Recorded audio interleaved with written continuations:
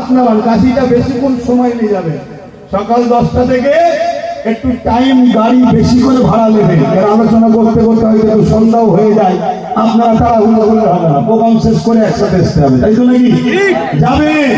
এর পাশাপাশি আরো একটা কথা বলছি, যদি আমাদের ইনসাফের জন্য, ইসলামের জন্য, ওয়াকাফের জন্য, গরিব এসব মানুষের এসআইয়ের নাম যাতে বাদ না যায়, এই সমস্ত বিষয় নিয়ে যদি একটা ব্রিকেটও করা হয়, খবর পেলে সেখানেও যাওয়া যাবে। কি গো, যাওয়া যাবে তো নাকি?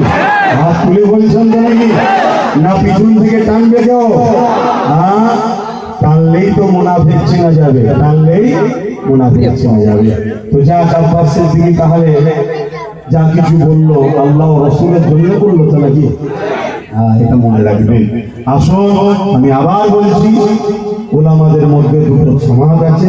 আমার রাসূল বলেছেন, একটা আল্লাহ রাসূলের পক্ষে, আরেকটা ইলম অর্জন করেছে, দুনিয়ার তাগতি শক্তিদের অর্থ নিয়ে তাদের দালালি করছে।